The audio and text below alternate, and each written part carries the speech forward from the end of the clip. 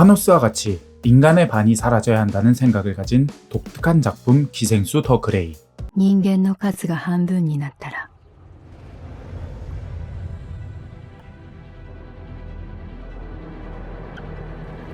燃やされる森の数も半分で済むのだろうか。 일본 원작 기생수를 한국판으로 만든 세계관을 확장한 6부작 시리즈의 드라마죠. 그럼 일본판 기생수와 한국판 기생수 간의 차이점과 관전 포인트는 무엇일까요? 지금 시작합니다. 인간 흉내를 잘 내는데 동족이 맞나? 뭔가 좀 다른데.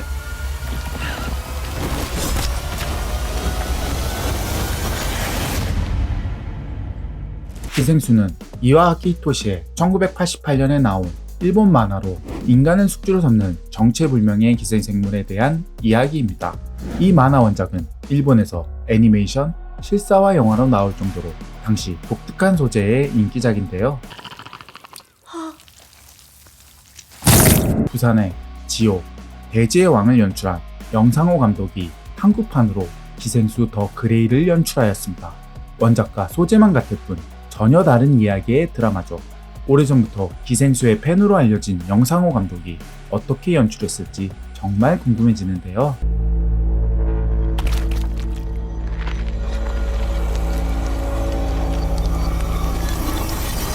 기생수는 단순 괴물 크리처물이 아닌 인간에 대한 심오한 메시지를 담은 작품입니다.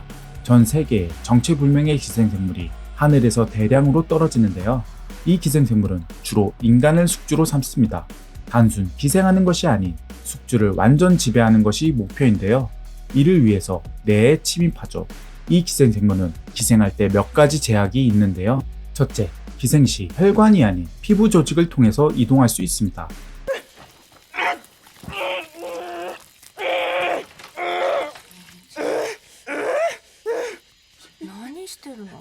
두 번째는 숙주를 장악하기 전까지 완전하지 못한 유생체입니다. 그래서 인간이 주로 잘 때 인간에게 침입하죠. 물론 숙주가 자다가 깬다든지 저항을 하면 빠른 속도로 인간 피부를 뚫고 들어갈 수 있지만 세 번째 이유 때문에 숙주가 무방비 상태일 때만 침입하죠.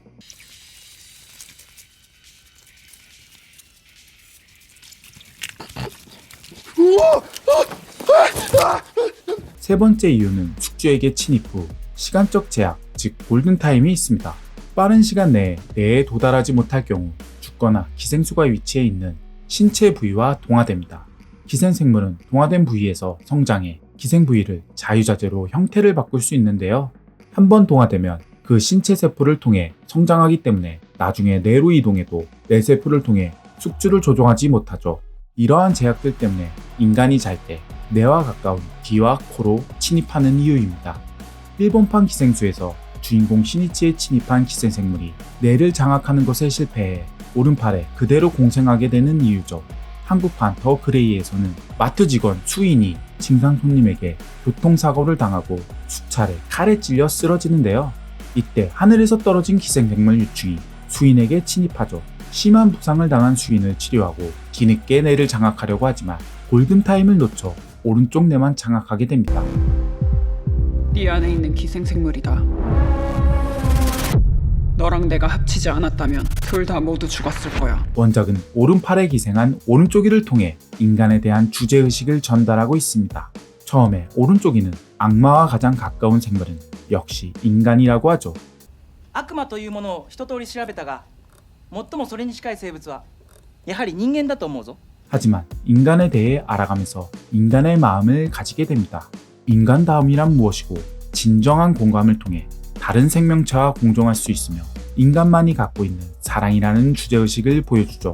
또한 기생생물의 본능을 뛰어넘어 인간에 가까운 인간다움을 보여준 타미야를 통해서도 보여주었고요.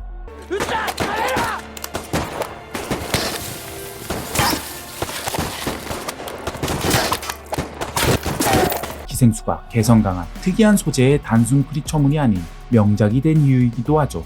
한국판 기생수 더 그레이는 원작과 비슷하지만 다른 형태로 이야기를 그려나가고 있습니다. 주인공 정수인은 가정폭력과 부모의 이혼으로 혼자 살아가는 마트 직원으로 진상 손님에게 사고까지 당해 오히려 인간에 대한 부정적인 생각을 가진 인물이죠. 이런 수인에게 기생한 기생생물은 오른쪽 뇌에만 기생하여 일본판처럼 실체화되어 대화하는 것이 아닌 내면과 노트를 통해 대화를 합니다.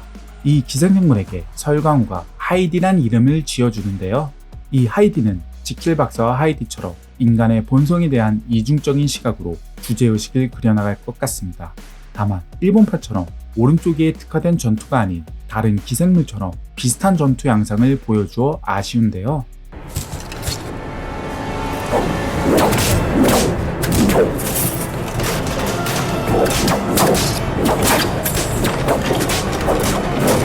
한국판은 노트를 통해 개성 없는 대화와 자진몰이 돌리듯 싸우는 전투 장면은 확실히 매력이 없어 보입니다. 오른쪽이처럼 실체화되어 서로 대화하는 소소한 재미와 개성들이 사라진 것처럼 보입니다.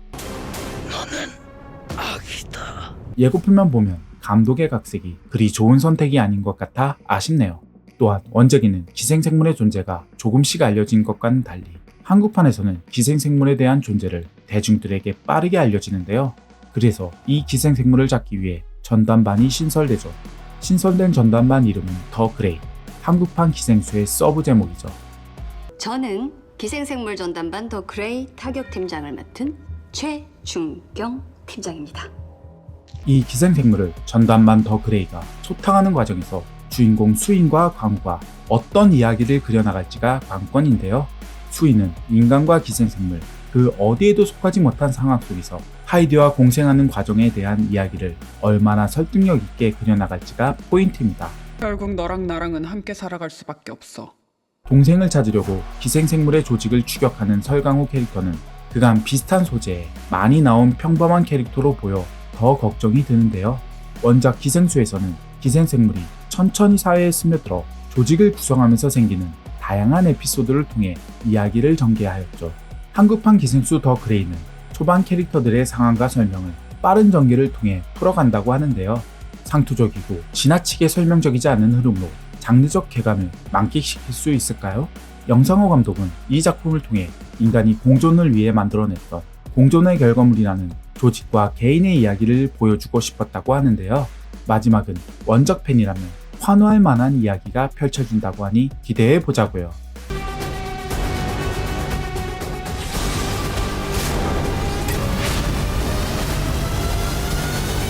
다만 공개된 캐릭터만 보면 타미야 루코처럼 입체적인 캐릭터와 고토처럼 강력한 빌런이 안 보이는데요. 기생생물 전담반 더 그레이 팀의 팀장 최준경은 남편을 잃은 슬픔을 기생생물 반면을 위해 살아가는 인물인데요. 이 인물이 어떻게 변할지도 관전 포인트가 될 것 같습니다. 기생수의 제목은 기생생물이 아닌 지구를 좀먹는 인간을 뜻하죠. 인간들과 인간에 기생하는 기생생물들이 서로 생존을 위해 싸우는 기생수 더 그레이. 액션과 크리처에 치중한 반쪽 기생수가 될지 재미와 스토리를 모두 지배하는 기생수가 될지 궁금해지는데요. 또한 수인과 헤이디가 어떤 티키타카를 보여줄지 궁금해지는 드라마 기생수 더 그레이였습니다. 4월 5일 넷플릭스에서 볼 수 있습니다.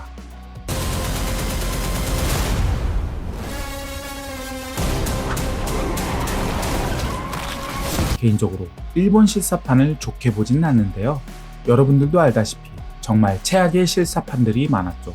그중 그래도 괜찮은 실사판 기생수 파트 1과 2, 한국판 기생수 더 그레이는 걱정과 기대가 반반이네요. 여러분의 다양한 생각을 댓글로 남겨주세요. 모든 댓글의 댓글을 통해 여러분들과 같이 생각을 공유했으면 합니다.